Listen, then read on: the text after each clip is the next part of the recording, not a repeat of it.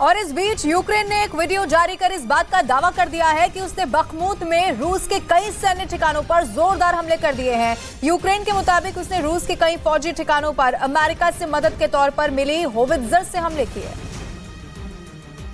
जिससे वहां खलबली मच गई। यूक्रेन ने जो वीडियो जारी किया उसमें कुछ सैनिक होवित्जर में गोला भरते नजर आए। इसके बाद जैसे ही उन्हें इशारा मिला वहां एक जोरदार धमाका हुआ।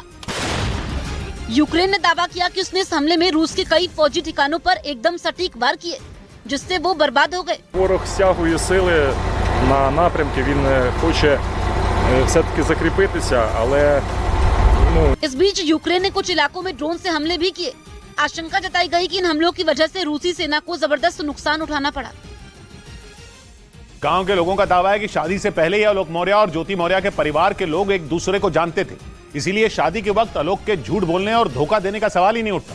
2009 में आलोक मौर्य की पंचायती राज विभाग में सफाई कर्मचारी के तौर पर नौकरी लगी थी और उसके अगले साल यानी 2010 में आलोक के घर वालों ने उनकी शादी वाराणसी की रहने वाली ज्योति मौर्य से करा दी। आलोक मौर्य के गांव के लोगों का कहना है कि दोनों के घर वाले एक दूसरे को पहले से ही जानते थे, क्योंकि आलोक के चाचा दरोगा थे और उनकी तैनाती उस दौरान ज्योति के गांव में थी। इसी वजह से दोनों परिवार एक दूसरे को अच्छी तरह से जानते थे और ज्योति और आलोक को भी एक दूसरे के बारे में सारी जानकारी थी। आलोक और ज्योति का परिचय पहले से था। आलोक के चचा उसके बगल में रहते थे, उनके परिवार के बगल में रहते थे। गांव के लोगों का ये भी कहना है कि आलोक और ज्योति दूर के रिश्तेदार हैं। दोनों का परिवार गरीब था और सब कुछ जानने समझने के बाद ही दोनों परिवारों के बीच रिश्ता हुआ था।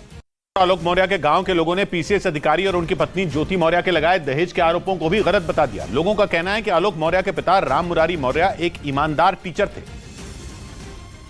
और उन्होंने न तो शादी के वक्त कोई दहेज की डिमांड की थी और न ही शादी के बाद। आलोक मौर्य के गांव के लोगों के मुताबिक ज्योति मौर्य को पीसीएस अधिकारी बनाने के लिए उनके परिवार ने पूरी ताकत लगा दी थी, लेकिन जब एसडीएम बनने के बाद ज्योति मौर्य ने परिवार पर दहेज मांगने का आरोप लगाया तो पूरा परिवार हैरान रह गया।